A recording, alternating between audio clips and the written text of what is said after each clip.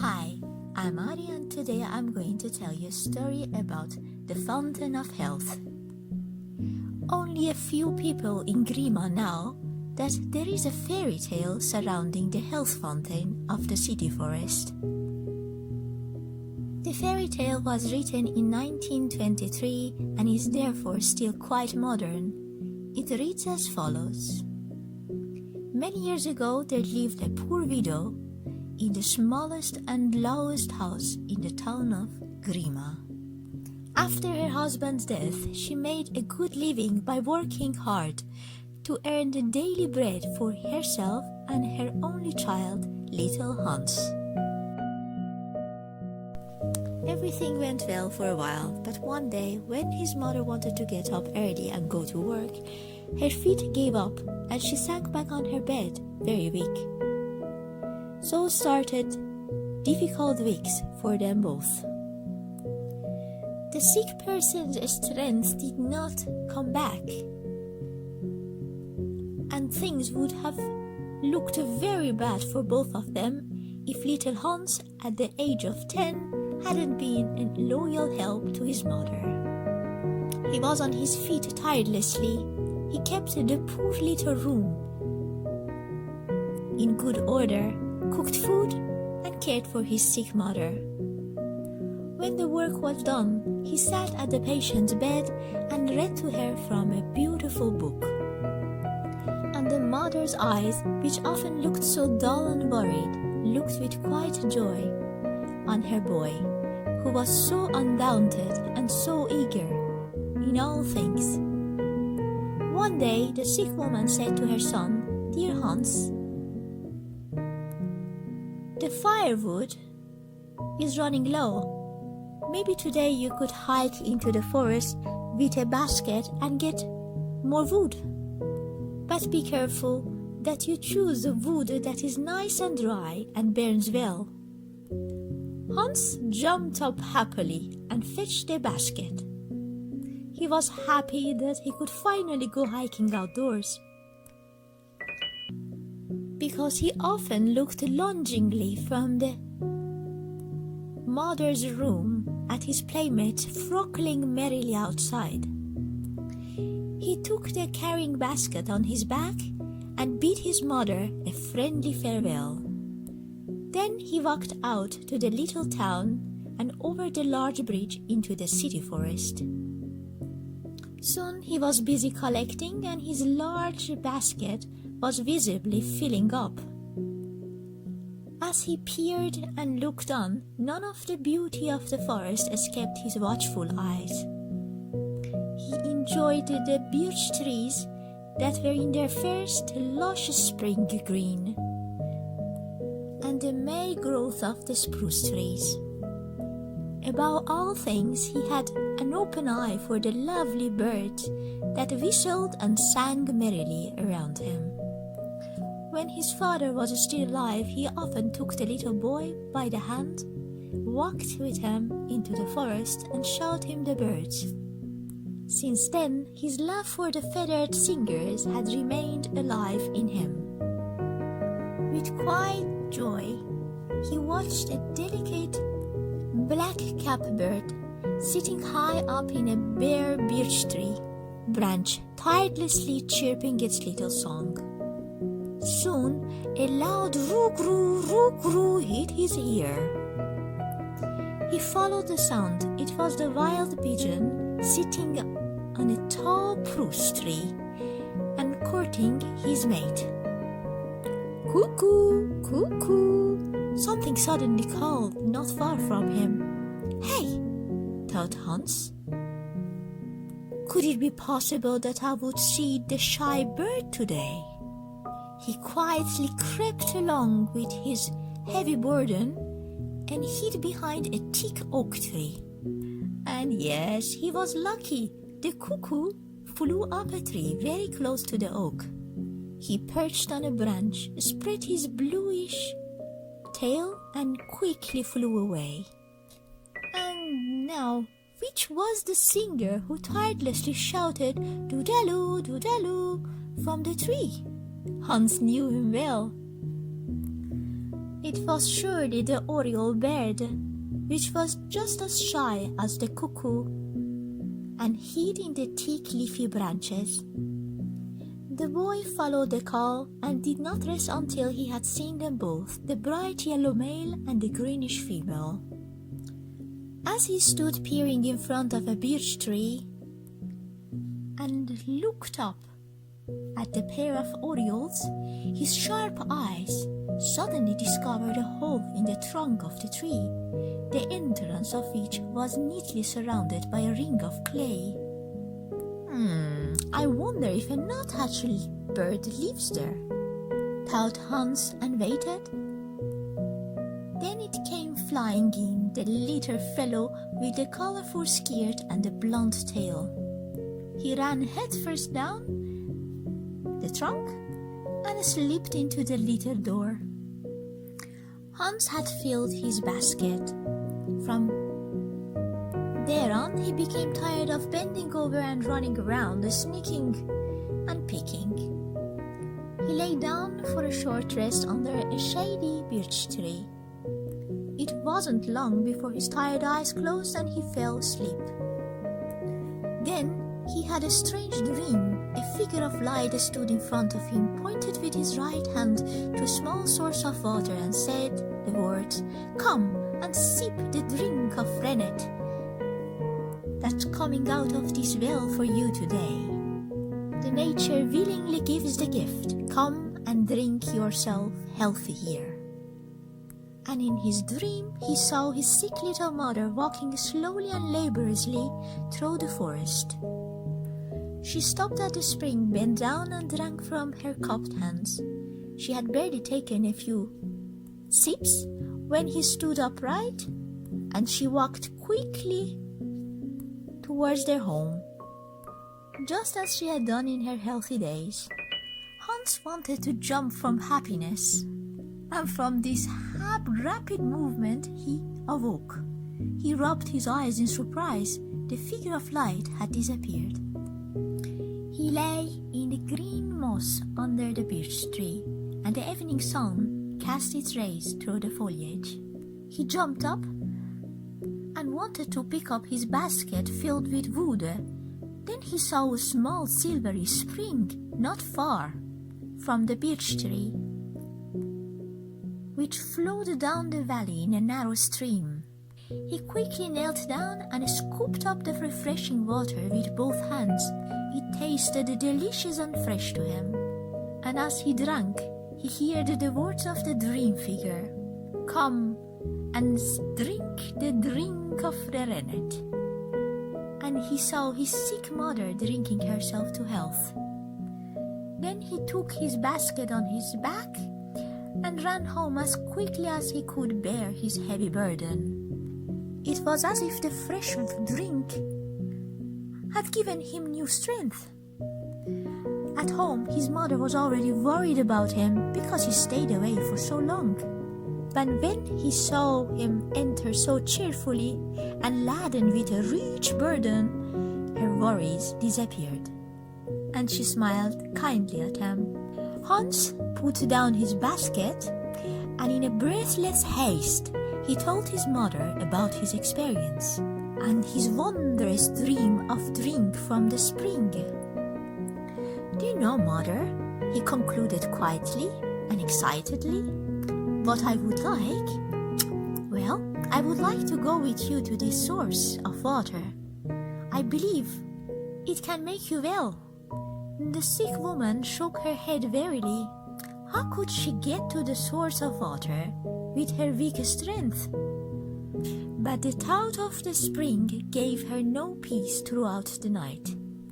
And the next day, when the morning sun shone brightly through the window, she said to her son, "Come on, Hans, let's try to do this today." Supported by him, she walked up and down the room a few times.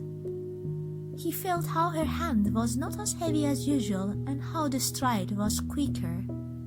Then he rejoiced, "Mother, come! We could go to the forest today, towards the source of water." And truly the sick woman gained new courage. and got ready to go out. The neighbors were amazed that the sick mother walked slowly down the street with her son. He had brought a small wooden stool with him, and whenever his mother was tired, he made her sit on it. Slowly and with a lot of effort, they finally reached the source of water in the city forest. And it was just like what Hans had seen in his dream. The sick woman bent down the spring and drank from her cupped hands. She had barely made a few moves that a fresh movement flowed through her. She took her boy's hand and walked fast and easily towards their home, almost like her healthy days. The next morning, the two hiked out to the spring again, and the day after that too. And finally, the last trace of weakness disappeared, and the mother happily went back to work again. After worry and hardship, the bright sunshine had returned to the small house. But the story of the strange spring of water flew through the little town, and soon old and young made a pilgrimage out into the city forest to see it and feast on its fresh water. When the widow's son grew up, out of gratitude, he had the spring set in stone and put over these words that stayed in his mind from that dream. Come and sip the drink of the rennet that today runs from the mouth of this well for you. Nature willingly gives the gift. Come and drink yourself healthy here. And the spring in the city forest still flows and is called the Health Fountain to this day. سلام، من آریانا هستم و امروز داستان چاه سلامت را میشنوید. امروزه تنها تعداد کمی از مردم گریما در آلمان مرکزی میدانند که داستان بسیار جالبی در مورد چشمه سلامت در جنگل شهر وجود دارد. این داستان در سال 1923 دوباره نوشته شد و بنابراین هنوز کاملا مدرن است. این داستان را برای شما میگویم. سالها پیش در کوچکترین و پسترین خانه شهر گریما یک بیوه فقیر زندگی میکرد. پس از مرگ همسرش، او با تلاش بسیار برای به دست آوردن نان روزانه برای خود و تنها فرزندش هانس کوچولو امرار معاش میکرد. برای مدتی همه چیز خوب پیش میرفت. اما یک روز که مادر هانس میخواست زود بیدار شود تا سر کار برود، پاهایش توان نداشتند و او با ضعف روی تخت فرو نشست. سپس آن 2 هفته‌های سختی را در پیش رو داشتند. زمان می‌گذشت اما نیروی مادر مریض باز نمی‌گشت. و اگر هانس کوچولو در 10 سالگی کمک وفادار به مادرش نبود، اوضاع برای هر دوی آنها بد به نظر می‌رسید. ولی هانس خستگی ناپذیر بود. او اتاق کوچک فقیر را مرتب نگه می‌داشت، غذا می‌پخت و از مادرش مراقبت می‌کرد. وقتی کارش تمام می‌شد، بر بالین بیمار می‌نشست و کتابی زیبا برای او می‌خواند. و چشمان مادر که اغلب بسیار کسل و نگران به نظر می‌رسید، آرام و با شادی به پسر می‌نگریست که در همه چیز بسیار نترس و مشتاق بود. روزی زن بیمار به پسرش گفت: هانس عزیز، هیزم رو به اتمام است. سبد را بردار و به طرف جنگل برو و چوب جدید پیدا کن. ولی دقت کن که چوب خوب و خشک باشد و خوب بسوزد. هانس با خوشحالی بیرون پرید و سبد را با خود برد. او خوشحال بود که بالاخره میتوانست در فضای باز پیاده روی کند، چرا که اغلب از اتاق مادر مریض با حسرت به همبازی‌هایش نگاه می‌کرد که با شادی بیرون می‌چرخیدند. هانس از مادرش خداحافظی کرد و از روی پل بزرگ شهر به جنگل شهر رفت. به زودی او مشغول جمع‌آوری چوب شد و سبدش به وضوح پر می شد و همونطور که نگاه می کرد و خم می شد هیچ یک از زیبایی‌های جنگل از چشمان کنجکاو او دور نمی ماند. او از درختان راش و توس که در اوایل بهار سبز شده بودند و درختان صنوبر لذت می برد. مهمتر از همه چشمان او به دنبال پرندگان دوست داشتنی بودند که از دور سوت می زدند و با شادی آواز می خواندند. وقتی پدرش هنوز زنده بود اغلب دست پسر کوچک را می گرفت و با او به جنگل می رفت و پرندگان را به او نشان می داد. از آن پس علاقه به پرندگان خواننده در وجودش بیدار شد. او با شادی به پرنده سینه سیاهی نگاه می کرد که بر روی شاخه های درخت راش نشسته بود و خستگی ناپذیر آوازی کوچک می خواند. ناگهان صدای کوچکی از روگرو روگرو به گوش او رسید و صدا را دنبال کرد. آن کبوتر وحشی بود که روی صنوبر بلندی نشسته بود و با کبوتر دیگری مکالمه می کرد. کوکو کوکو. ناگهان صدایی بود که او از نه چندان دور شنید. هانس با خود فکر کرد هی، آیا میشه که امروز پرنده خجالتی را ببینم؟ او آرام با بار خود پشت یک درخت بلوط قطور رفت و آنجا پنهان شد و او خوششانس بود. یک فاخته از درختی بسیار نزدیک به بلوط پرواز کرد و بر روی شاخه‌های آن نشست. دم آبی رنگش را باز کرد و به سرعت باز پرواز کرد. در همین زمان صدای خواننده خستگی ناپذیر از روی درخت آمد. دودلو دودلو، این کدام پرنده است؟ هانس آن را می شناخت. اوریول، یک پرنده خجالتی دیگر مثل فاخته که در شاخه‌های پربرگ انبوه پنهان شده بود.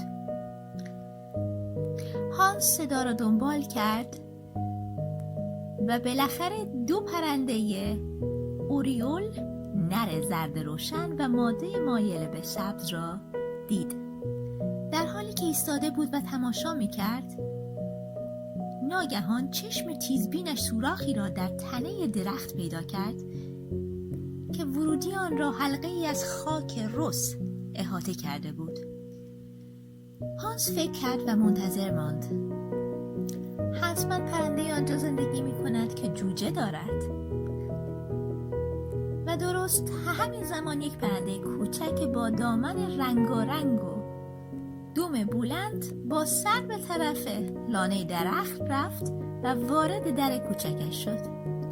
هنگامی که هانس سبد خود را با چوب پر کرده بود از خم شدن و دویدن و به اطراف نگاه کردن خسته شد و برای استراحت کوتاهی زیر درخت راش که بر روی زمین سایه انداخته بود رفت و زیر آن دراز کشید.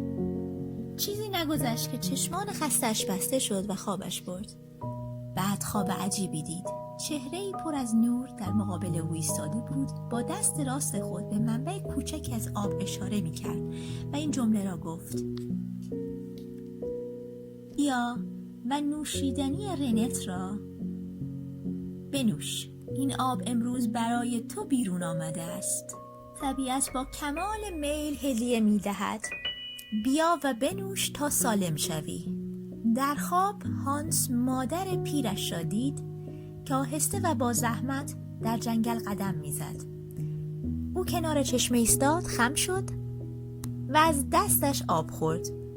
او به سختی چند جرعه آب خورده بود که ناگهان راست ایستاد و به سرعت به سمت خانه رفت، درست همانطور که در روزهای سلامتش انجام میداد. هانس از زور خوشحالی بالا پرید و با این حرکت سریع از خواب بیدار شد. با تعجب چشمانش را مالید، ولی شکل نورانی ناپدید شده بود. او بر روی خزه‌های سبز زیر درخت دراز کشیده بود و خورشید غروب پرتوهای خود را از میان شاخ و برگ میتاباند. ناگهان از جا پرید و خواست سبدی را که چوبها در آن بود بردارد که چشمه کوچک و نقره‌ای رنگ را در نزدیکی درخت راش دید که به صورت رودخانه باریک از دره پایین میریخت. او به سرعت زانو زد و آب گوارا را با 2 دست برداشت. طعم آب خوشمزه و تازه بود. در حال نوشیدن سخنان چهره نورانی را شنید: بیا و از این مایه بنوش. و مادر بیمارش را دید که این آب را می نوشید. سپس سبد خود را به پشت گرفت و با سرعتی که در توانش بود به طرف خانه دوید. گویی نوشیدنی به او نیروی تازه بخشیده بود. در خانه مادرش نگران او بود، زیرا او برای مدت خیلی طولانی دور مانده بود. اما وقتی که او را دید با شادی و یک سبد پر از چوب، نگرانی او ناپدید شد و با مهربانی به او لبخند زد. هانس سبد خود را زمین گذاشت و با عجله در مورد آنچه در جنگل دیده بود با مادرش سخن گفت. رویای شگفت‌انگیز نوشیدن از آن چشمه. او با هیجان به مادر گفت: میدانی مادر، من چه میخواهم؟ من میخواهم با شما به طرف منبع این آب بروم. من باور دارم که این آب شما را خوب میکند. زن بیمار با خستگی سرش را تکان داد. چگونه میتوانست با این قدرت کم به سر چشمه برسد؟ اما فکر به چشمه رفتن در طول شب به او آرامش نداد و روز بعد هنگامی که آفتاب صبحگاهی از پنجره میتابید به پسرش گفت: هانس، بیا امروز امتحان کنیم. و با کمک او چند بار در اتاق اینور و آنور رفت. هانس احساس کرد که دست او مثل همیشه سنگین نیست و قدمش سریعتر است. پس شادمان شد و گفت: مادر، بیا امروز میخواهیم به چنگل برویم، به سوی آن چشمه. زن بیمار جرأت تازه‌ای پیدا کرد و ما آماده حرکت کردن شد. وقتی که مادر با پسرش آهسته در خیابان قدم میزد، همسایه ها متحیر شدند. هانس یک چارپایه کوچک با خود آورده بود و هر وقت مادرش خسته میشد او را روی آن می نشاند. با تلاش فراوان بالاخره به سر چشمه در جنگل شهر رسیدند و همانطور که هانس در خواب دیده بود، زن بیمار به سمت چشمه خم شد و از دست خود آب نوشید. ناگهان یک حرکت تازه در او جریان یافت و دست پسرش را گرفت و آسان راهی خانه شدند، تقریبا مانند روزهای سالم زندگی او. در روزهای آینده آنها دوباره به سمت چشمه رفتند و از آن آب نوشیدند. حتی آخرین اثرات ضعف در مادر ناپدید شد و مادر با خوشحالی دوباره کار خود را شروع کرد. پس از نگرانی و مشقت بسیار، آفتاب روشن به خانه کوچک آنها بازگشته بود. اما داستان این چشمه پر رمز و راز کوچک در شهر پخش شد و به زودی پیر و جوان برای دیدن آن و ضیافت از آب شیرین آن به جنگل شهر روی آوردند. وقتی پسر زن بیوه بزرگ شد، برای شکرگزاری از چشمه دور آن را سنگچینی کرد و کلماتی را که در خواب در ذهنش مانده بود روی آن نوشت: بیا و از این آب رنت و زندگی بنوش. این آب امروز برای تو از زمین خارج شد. طبیعت با کمال میل هدیه می‌دهد. بیا و از آب سلامت بنوش. این چشمه در جنگل شهر همچنان جاری است و تا به امروز چشمه سلامت نامیده می شود. Hoi, ik ben Arjen. Vandaag vertel ik een verhaal over de bron van de gezondheid. Tegenwoordig weten nog maar weinig mensen in Grima, Duitsland, dat er een verhaal bestaat rond de gezondheidsfontein in het stadsbos. Het volgende verhaal werd in 1923 geschreven en is daardoor nog behoorlijk modern. Het luidt als volgt. Vele jaren geleden woont er een arme weduwe in het kleinste huis van de stad Grima, Duitsland. Na de dood van haar man verdient zij een goed inkomen door hard te werken om het dagelijkse brood voor zichzelf en haar enige kind, kleine Hans, te verdienen.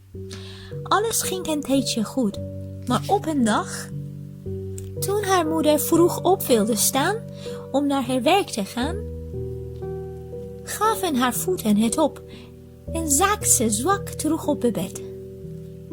Daarna volgden moeilijke weken voor hen beiden.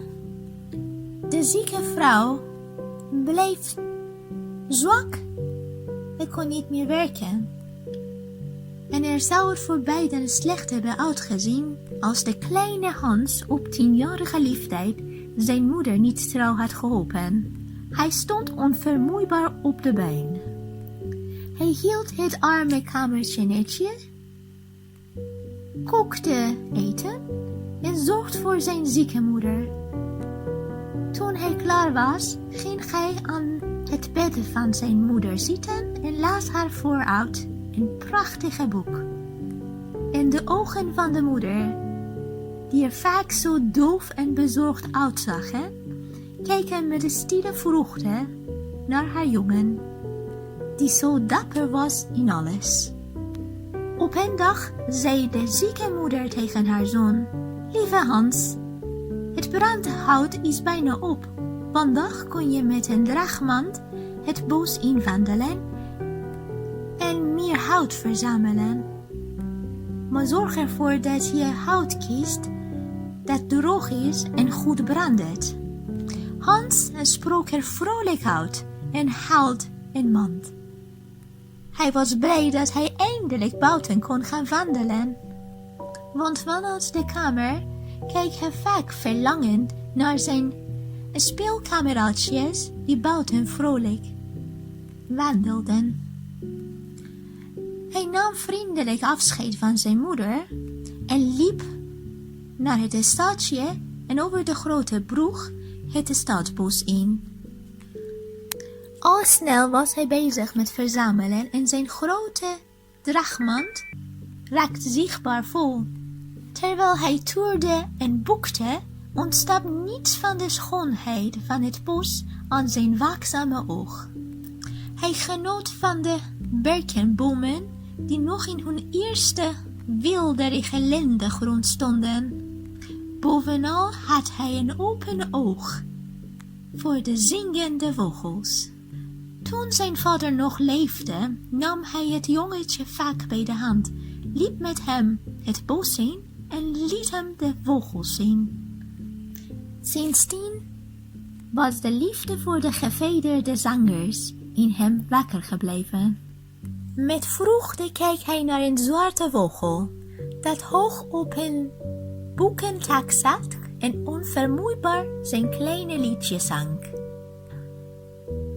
Plotseling er klonk een luide roekroe, roekroe in zijn oor. Hij woog het geluid. Het was de wilde duif, die op een hoge spaar zat. Koekoe, koekoe, hoort hij plotseling niet ver van hem. Dacht Hans.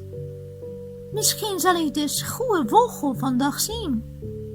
Hij kroop een stilletje en verstopte zich achter een dikke eik. Hij had geluk. De koekoek vloog naar een boom heel dicht bij de eik. Hij ging op een tak zitten, spreidde zijn blauwachtige staart en vloog snel weg.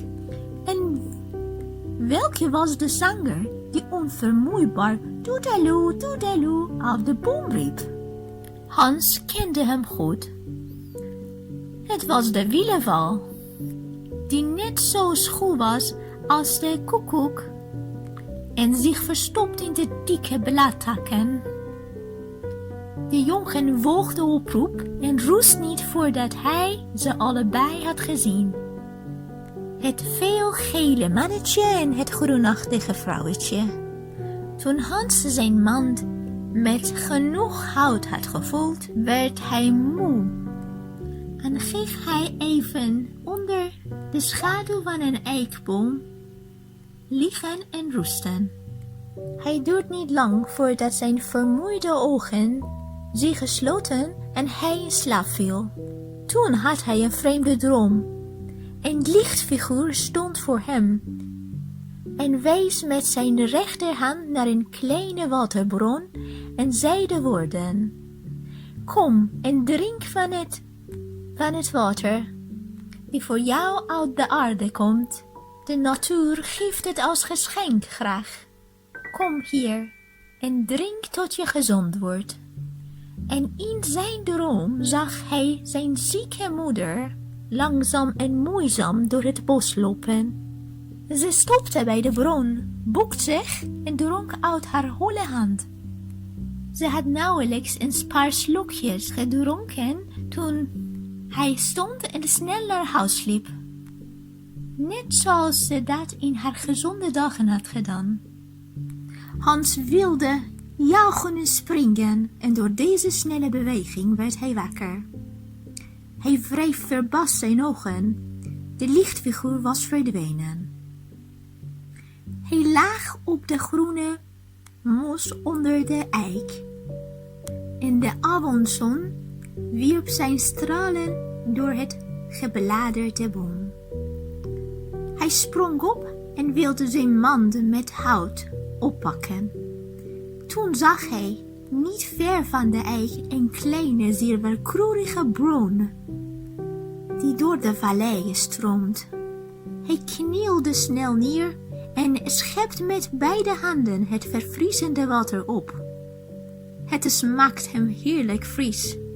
En terwijl hij dronk, hoort hij de woorden van de droomfiguur. Kom en drink van het drankje van natuur. En hij zag hoe zijn zieke moeder gezond was geworden. Toen nam hij zijn mand en rende naar huis, zo snel als hij met zijn zware last kon. Het was alsof de frisse drank hem nieuw kracht had gegeven. Te huis maakte zijn moeder zich al zorgen om hem, omdat hij zo lang wegbleef. Maar toen ze hem zo opgewekt met een volle mand zag binnenkomen, verdween haar bezorgdheid en ze glimlachte vriendelijk naar hem. Hans zet zijn mand neer en ademloos vertelt zijn moeder alles over zijn ervaring, zijn wonderbaarlijke droom en de drankje in die bron. Weet je, moeder, zei hij heel opgewonden, wat ik graag zou willen? Ik wil graag met je meegaan naar deze bron. Ik geloof dat die bron je beter kan maken. De zieke vrouw schudde vermoeid haar hoofd. Hoe kon ze met haar zwakke kracht bij de bron komen? Maar de gedachte aan de bron gaf haar de hele nacht geen rust. En de volgende dag, toen de ochtendzon helder door het raam scheen, zei ze tegen haar zoon: kom op, Hans, laten we vandaag eens proberen. Door hem gesteund liep zij een paar keer op en neer door de kamer. Hij voelde dat haar hand was niet meer zo zwaar als gewoonlijk en dat ze sneller liep. Toen verhoogde hij zich: moeder, kom, we willen vandaag naar het bos, naar de bron. En zo kreeg de zieke vrouw nieuw moed. en bereidt zich om te gaan. Wat waren de boeren verbaasd toen de zieke moeder langzaam met haar zoon op de straat liep. Hij had een klein houten krukje meegenomen. Als zijn moeder moe was, liet hij haar opzitten. Dus zij kwamen langzaam en met veel moeite uiteindelijk naar de bron in het stadsbos. En het was precies zoals Hans het in zijn droom had gezien. De zieke vrouw boog zich naar de bron en dronk uit haar holle handen. Ze had nauwelijks een paar slokjes genomen dat er nieuwe kracht in haar stroomde. Ze pakte de hand van haar jongen en de wandeling naar huis was gemakkelijk, bijna zoals haar gezonde dagen. De volgende ochtend wandelden de twee weer naar de bron en de dag daarna ook. En toen verdween het laatste spoor van zwakte en de moeder kon weer vrolijk naar haar werk. Na veel zorg en moeite was de zon teruggekeerd naar het smalle huis. Maar het verhaal van de vreemde bron verspreidde door het stadje. En al snel maakten jong en oud een pelgrimstocht naar het stadsbos om de bron te zien en genieten van zijn zoete water. Toen de zoon van de weduwe opgroeide, liet hij uit dankbaarheid de bron met een steen omringen. En daarop schreef hij de woorden dat hij uit zijn droom herinnerde. Kom en geniet van deze drank. De mond van de poet die je vandaag hebt, de natuur geeft het geschenk graag. Kom hier en drink jezelf gezond. En de bron in het stadsbos stroomt nog steeds en wordt tot op de dag van vandaag de gezonde fontein genoemd.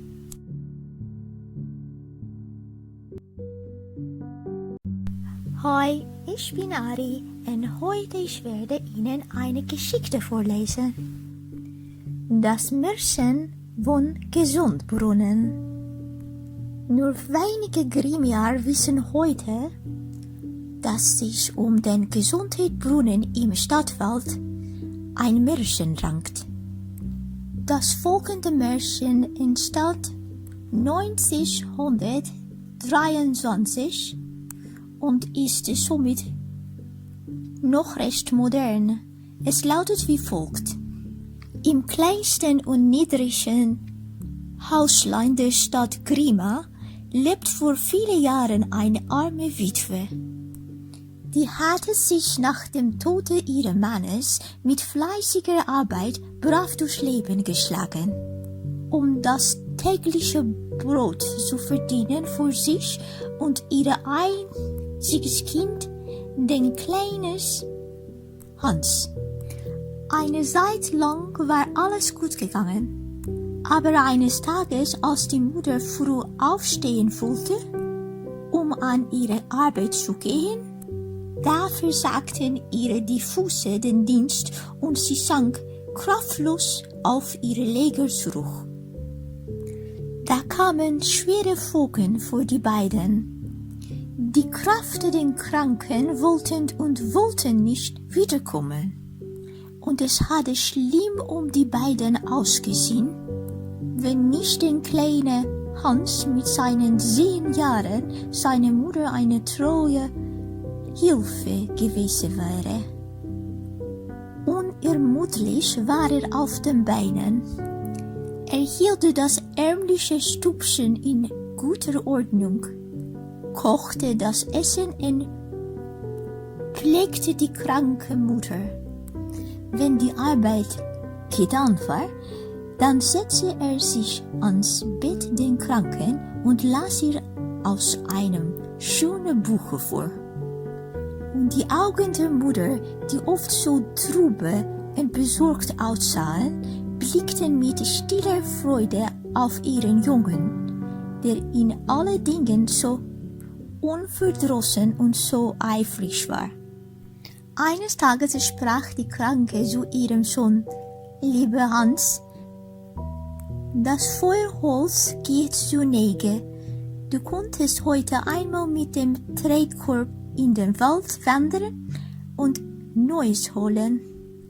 Aber gib Acht, dass du recht schon Trockenes nimmst, das gut brennt.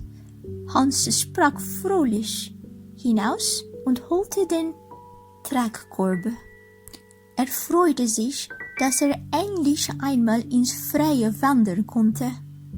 Denn oft blickt er sehnsüchtig auf Krankenstübchen aus den Spielgefährten nach, die lustig draußen herumtollten. Er nahm den Tragkorb auf dem Rücken und sagte der Mutter freundlich liebevoll. Dann wanderte er zum Städtlein hinaus und über die große Brücke in den Stadtwald, der vom Rechten über der Mulde herübergrüß. Bald war er eifrig beim Sammeln, und seine größere Tragkorb füllte sich zusehends.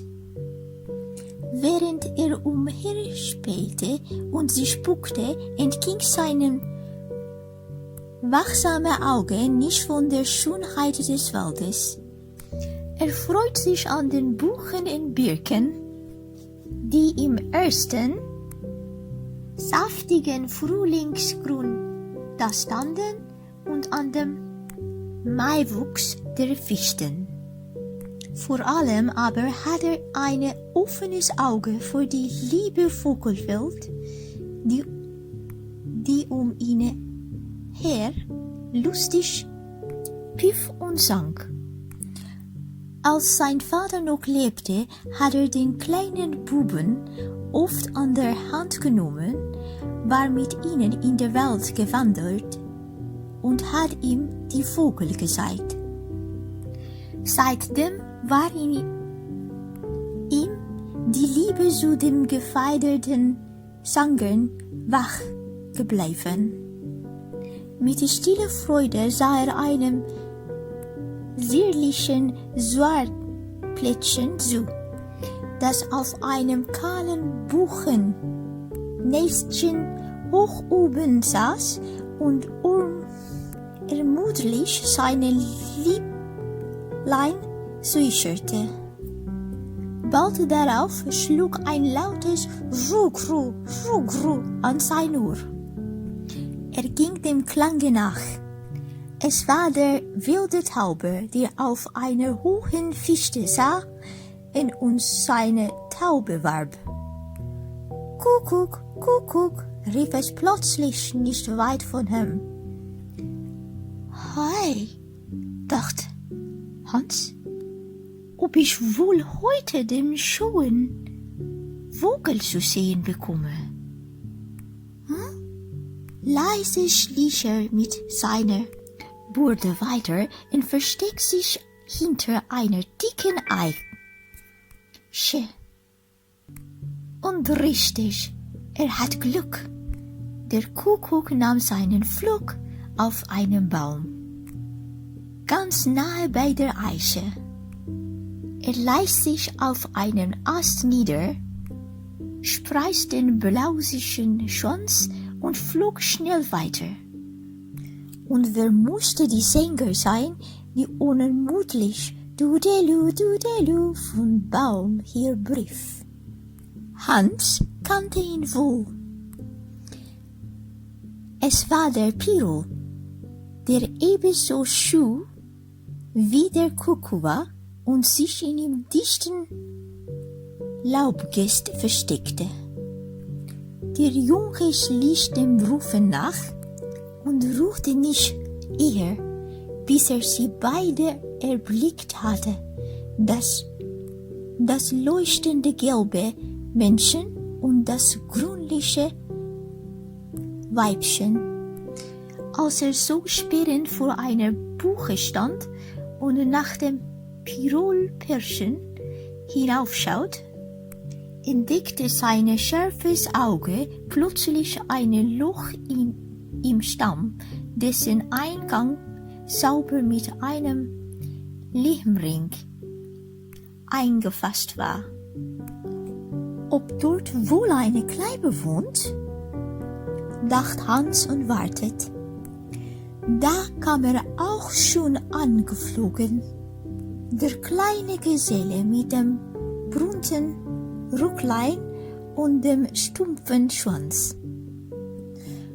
Kopfunter lief am Stamm herab und schupfte in seine Türlein hinein. Als Hans seinen Korb mit Reisig gefüllt hatte, war von Buchen und Umherlaufen, wonach Schleichen und Spielen müde geworden. Er legt sich zu kurzer Rast unter einer schattigen Buche nieder. Nicht lange, so fielen ihm die müden Augen so und schlief fest ein. Da hatte er einen seltsamen Traum. Vor ihm stand eine Lichtgestalt, wies mit der rechten Hand auf eine kleine Wasserkelle und sprach dazu die Worte: Komm und schlürf von Trank der Liebe. Trank der Liebe, der dir heute des Brunnens Mund. Willig reicht Natur die Gabe und trinkt dich hier gesund. Und er sah im Traum, wie sein krankes Mutterlein langsam und mühsam durch den Wald geschritten kam. Sie blieb an der Quelle stehen, bückte sich nieder und trank aus der hohlen Hand. Kaum hat sie einige Züge genommen, als sie sich hoch aufrichtet und mit schnellen Schritten heimwärts ging, ganz so, wie sie es in den gesunden Tagen getan hatte. Hans wollte ihre jubelnd nachspringen, und über diese raschen Bewegung erwachte er. Verwundert rieb er sich die Augen. Verschwunden war die Lichtgestalt. Er lag im grünen Moos unter dem Buch, und die Abendsonne warf ihre Strahlen durchs Laubwerk. Er sprang auf und wollte seinen Reiskorb aufnehmen. Da erblickte unweit der Buche eine kleine silberhelle Quelle, die aus schmales Rinnsal talabwärts floss. Schnell kniete er nieder und schlupfte mit beiden Händen das erquickende Nass. Es mundete ihm gar köstlich und frisch, und indem er trank, hörte er die Worte den Traumgestalt. Komm und schlürf von Trank der Liebe, und er sah, wie sein krankes Mutterlein sich gesund trank. Da nahm er seinen Korb auf den Rücken und lief heim, so schnell er seine schwere Last ertragen konnte. Es war, als habe ihm den frischen Trank neue Kräfte gegeben. Daheim hat sich sein Mutterlein schon ihn gesorgt, weil er so lange ausblieb. Als sie ihn aber so fröhlich und mit einer reichen Last beladen eintreten sah, da schwand die Sorge. Und sie lächelte ihn freundlich zu. Hans setzte seinen Korb ab, und nun erzählt er seiner Mutter in atemloser Eil seine Erlebnis, den wundersamen Traum von seinem Labetrunk an jener Quelle. Weißt du, Mutter, schloss er ganz erregt, was ich gern musste? Ich musste gern mit dir zu dieser Quelle gehen. Ich glaube, sie kann dich gesund machen. Mutter schüttelte die Kranke den Kopf Wie sollte sie mit ihren schwachen Kräften bis hin zur Quelle kommen? Doch lieber der Gedanke an die Quelle die ganze Nacht über keine Ruhe. Und als am anderen Tag die Morgensonne hell durchs Fenster schien, da sprach sie zu ihrem Sohn: Komm, Hans, wir wollen einmal versuchen, wie das Auftreten heute gelingt. Von ihm gestützt ging sie ein paar Mal im Zimmer auf und ab. Er spürte, wie ihre Hand sich nicht so schwer auflegte wie sonst und wie das Ausschreiten geschwinder war. Da jubelte er: Mutter, komm, wir wollen heute in den Wald gehen, zur Quelle hin, und wirklich die Kranke fasste neuen Mut und machte sich zum Auszug bereit. Wie staunten die Nachbarn, als die kranke Mutter mit ihrem Sohn langsam die Straße entlang schritt. Er hatte einen kleinen Holzschimmel mitgenommen, und immer wenn die Mutter müde war, ließ er sie darauf niedersitzen. So kamen sie langsam und mit vieler Mühe endlich bis hinaus in die Quelle im Stadtwald. Und es war, wie Hans es im Traum gesehen hatte. Die Kranke beugte sich zur Quelle nieder und trank aus der hohlen Hand. Kaum hat sie einige Züge getan, als eine frische Bewegung durch sie strömte. Sie fasste ihre Jungen an der Hand und der Heimweg ging leicht vonstatten, fast wie in gesunden Tagen. Am nächsten Morgen wanderten die beiden noch einmal zur Quelle hinaus und am übernächsten auch. Dann aber war auch die letzte Spur der Schwäche verschwunden und die Mutter ging wieder fröhlich ihrer Arbeit nach. Da war nach Sorge und Not der helle Sonnenschein im niedrigen Hauslein angekehrt. Die Geschichte von der seltsamen Quelle aber flog durch das Stadtlein. Und bald pilgerte alt und jung hinaus in den Stadtwald, um sie zu sehen und sich an ihrem frischen Wasser zu laben. Als der Sohn der Witwe herangewachsen war, ließ er aus Dankbarkeit die Quelle in Steine fassen und setzte die Worte darüber, die ihm von jenem Traum her in Sinn geblieben waren. Komm und schlürf und trank der Labe, denn dir heut des Brunnens Mund. Willig reicht Natur die Gabe, komm und trink dich hier gesund. Und die Quelle im Stadtwald fließt immer noch und heißt der Gesundbrunnen, die auf den heutigen Dach.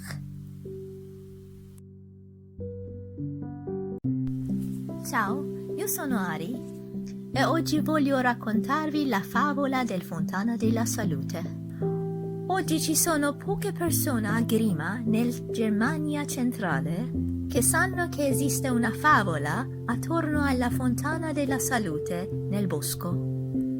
La seguente fiaba è stata scritta nel 1923 e quindi ancora abbastanza moderna. Si legge come segue. Molti anni fa viveva una povera vedova nella casa più piccola e più bassa del paese di Grima. Dopo la morte del marito si guadagnò da vivere lavorando diligentemente per guadagnare il pane quotidiano per sé e per il suo unico figlio, il piccolo Hans. Tutto è andato bene per un po', ma un giorno, quando sua madre voleva alzarsi presto per andare al lavoro, i suoi piedi cedettero e lei ricadde sul letto, debole. Poi vennero settimane difficili per loro due. Le forze della malata non ritornavano e le cose sarebbero andate male per entrambi se il piccolo Hans, all'età di 10 anni, non fosse stato un fedele aiuto per sua madre. Lui era in piedi instancabilmente, teneva la povera stanzetta in ordine, cucinava il cibo e si prendeva cura della madre malata. Una volta terminato il lavoro, si sedette accanto al letto della paziente e le lesse un bellissimo libro, e gli occhi della madre, che spesso sembravano così spenti e preoccupati, guardavano con gioia silenziosa il suo bambino, così imperterrito di ogni cosa. Un giorno la malata disse al figlio: «Caro Hans, la legna da ardere sta finendo. Oggi potresti fare un'escursione nella foresta con il cestino da trasporto e raccogliere nuova legna, ma assicurati di scegliere qualcosa che sia asciutto e bene e che bruci bene». Hans saltò fuori felice e andò a prendere il cestino per il trasporto. Era felice di poter finalmente fare escursione all'aria aperta, perché spesso guardava dalla stanza del suo madre malato con tanto desiderio ai suoi compagni di gioco che si divertivano allegramente fuori. Con la cesta sulla spalla salutò amichevolmente la sua madre. Poi andò verso la cittadina, attraverso il grande ponte, e si è addentrato nel bosco cittadino. Ben presto fu impegnato a raccogliere e il suo grande cesto per il trasporto si riempiò visibilmente.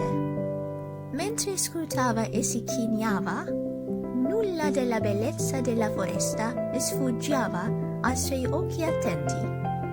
Gli alberi erano nel loro primo lussureggiante verde primaverile. Soprattutto Hans aveva gli occhi aperti per il mondo degli uccelli che fischiavano e cantavano allegramente intorno a lui. Quando suo padre era ancora vivo, e spesso prendeva il bambino per mano, camminava con lui nel bosco e gli mostrava gli uccelli. Da allora il suo amore per i cantanti piumati era rimasto sveglio in lui. Con gioia silenziosa osservò un delicato piastrina nera seduta in alto su un ramo di un albero, cinguettando instancabilmente la sua canzoncina. Ben presto un forte rugru rugru colpì il suo orecchio. Lui doveva seguire il suono. Era il piccione selvatico, seduto su un alto albero, e che corteggiava il suo piccino. «Cucù, cucù!» gridò improvviso, non lontano da lui. Pensò Hans. Forse posso vedere il timido uccello oggi. Così stiricciò silenziosamente dietro una folta quercia. Lui era fortunato. Il cuccolo è volato su un albero molto vicino alla quercia. Si è appoggiato su un ramo, allargò la coda bluastra e volò via velocemente. E chi era il cantante che d'albero gridava instancabilmente? Tudelù, tudelù. Hans lo conosceva bene, era il rigoccolo, timido quanto il cuccolo, ben nascosto tra i folti rami. Il ragazzo seguì la chiamata e non si diede pace finché non li ebbe visti entrambi, il maschio giallo brillante e la femmina verdastra. Quando Hans aveva riempito il cestino, si stancò di chinarsi e correre qui e qua e là e si sdraiò per un breve riposo all'ombra di un faggio. Non passò molto tempo prima che ai suoi occhi stanchi si chiudessero e si addormentasse. Poi fece un strano sogno. Una figura di luce si fermò davanti a lui e indicò con la mano destra una piccola fonte d'acqua e disse le parole: «Vieni a sorseggiare la bevanda che oggi hai in bocca. La natura offre volentieri il dono. Vieni qui e bevi alla tua salute». E nel sogno vide la sua mammina malata che camminava lentamente e faticosamente attraverso la foresta. Si fermò alla sorgente, si chinò e beve dalla mano come a una coppa, e poi si alzò in piedi e si camminò rapidamente verso casa, proprio come aveva fatto nei suoi giorni sani. Hans voleva saltare di gioia e applaudire, però a questo rapido movimento si svegliò, si strofinò gli occhi sorpreso. La figura di luce era scomparsa. Lui giaceva nel muschio verde sotto il faggio e il sole della sera gettava i suoi raggi attraverso il fogliame dell'albero. Lui saltò in piedi e voleva raccogliere il suo cesto, ma poi vide, non lontana dal faggio, una piccola sorgente argentata che scorreva a valle in un stretto rivolo. Si inginocchiò velocemente e raccolse l'acqua con entrambe le mani. Per lui aveva un sapore delizioso e fresco, e mentre beveva udì le parole della figura del sogno: «Vieni a sorseggiare la bevanda della vita». E vide poi sua madre malata bere per guarire. Poi si caricò la cesta sulle spalle e corse a casa più velocemente che poteva. Era come se la bevanda fresca gli avesse dato nuova forza. A casa sua madre era già preoccupata per lui, perché era rimasto lontano per tanto tempo. Ma quando lo vide entrare così allegro e carico di un ricco cesto, la sua preoccupazione disparve e lei gli sorrise gentilmente. Hans posò il cestino in fretta e senza fiato per raccontare a sua madre la sua esperienza, il sogno meraviglioso della sua bevanda a quella sorgente. «Sai, mammina», concluse con entusiasmo, «cosa io vorrei? Vorrei che noi andiamo a questa fonte. Credo che possa farti guarire». La malata scosse scantamente la testa.